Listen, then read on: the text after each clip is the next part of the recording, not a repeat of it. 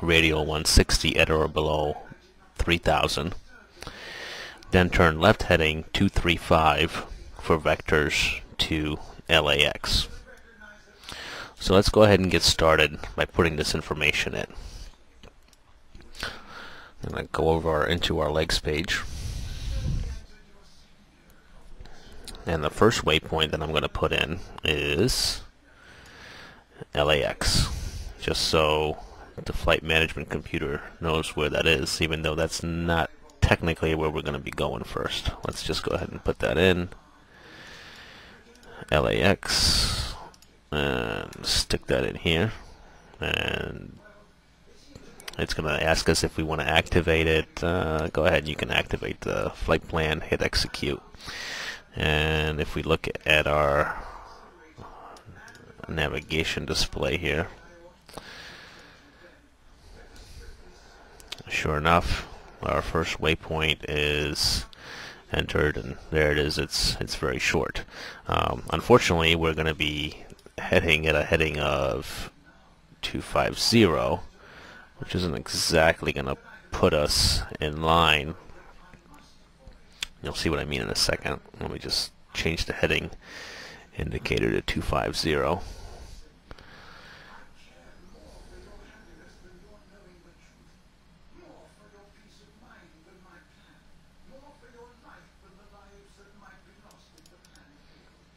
Okay, so there we are, heading at 250. Let me just center this real quick so you kind of can get an idea of what I'm talking about.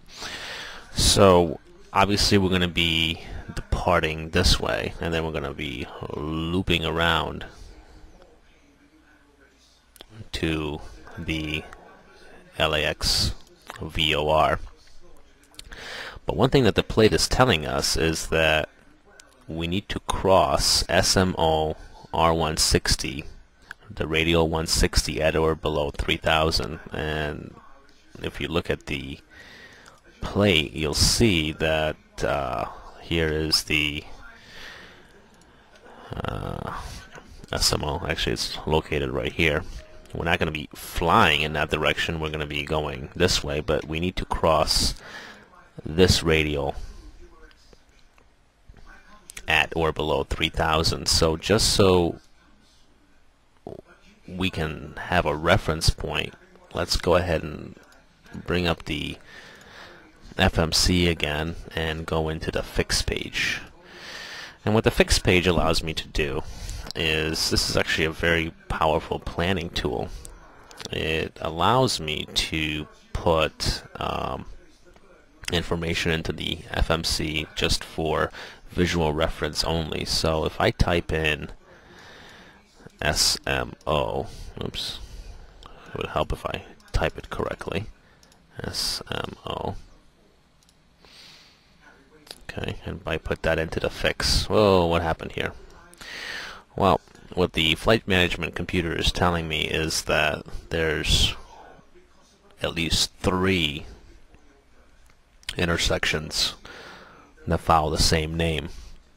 The one that you want is always the first one. It's pretty much always the one that's logical, so we're going to select the first one, and we're looking at a radial of 160 according to our departure plate. So we'll type in 160. We'll go ahead and put this in, and if you notice what it did, it gave us a nice little reference point right here. Okay, this is for visualization only. This is actually nothing to do with the route that we're actually going to be flying. This is just for you to see. So we're going to be, whoops, departing this way, and at this point we need to be at or below 3000, and then obviously we're going to be vectored back into the LAX VOR. So let's go ahead and continue the programming of our flight management computer. Let's go back to the legs page. We have LAX entered in. What's our next point? Well, our next one looks like is going to be kegs, KEGGS. So let's go ahead and enter that into the flight management computer. KEGGS. Okay, and that's entered in. We can see that it is at a heading of 042, and the distance from LAX to kegs is 8 nautical miles, and we can confirm that by our plate. Yep, from LAX to kegs is in fact 8 nautical miles on a heading of 041, so that's close enough. That 1 degree is not going to get you yelled at. Our next waypoint is Coop, so let's go ahead and put that in. Let me just type in COOPP. Okay, a heading of 042, 12 miles away. And let's just confirm that. Does that make sense? Yep, sure enough, 12 miles. And then our next waypoint is Daggett, which we already know because that's in our flight plan. So DAG, and there we are. Now, does that make sense to us? Well, let's just go ahead and execute this and close out the FMC and bring out our display. I'm going to teach you a little trick here. Let me just move this over. If you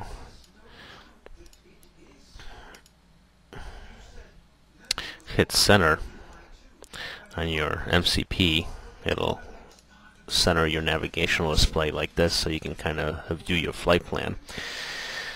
The one error that you're going to notice is, unfortunately, the FMC is assuming that we're going to be going this way, but we're not. We're actually going to be going this way, turning back to LAX, and then going directly to kegs. That's fine. We're going to leave it this way, and the reason I am is because this part of the flight we're going to be doing ourselves. I'm not going to engage the autopilot LNAV feature to actually take us over this, and the reason I'm not is because if you look at the departure plate, it specifically tells us that we should be expecting vectors to LAX. So we don't want the autopilot to be flying us to LAX. ATC is going to vector us over to LAX, and then from there we can take over. So let's go back to our display, and let's just unzoom this a little bit. And sure enough, it looks about right. Oops, I went a little too far. Okay, all I'm doing here is just changing the map range button right here, just so I can view everything. And we're about a 10 nautical, about 5 nautical miles setting. That makes about sense. So let's go ahead and close that out. We'll go back to the FMC. Make sure everything is still in here that's supposed to be in here. Okay, our takeoff settings, everything is good to go, and we're set. And we can go ahead and close this out. We have our VR speed at 126, our initial heading of 250, our initial altitude of 10,000, and we're going to change that because remember our first altitude restriction is at 3,000.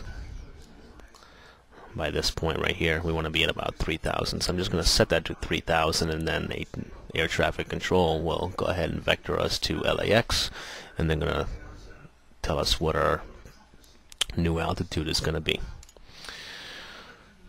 So let me close this out, and for the most part we're ready to go. We just need to turn on our auto throttle. We need to turn on our flight director. Let's go ahead and set the flaps to 15.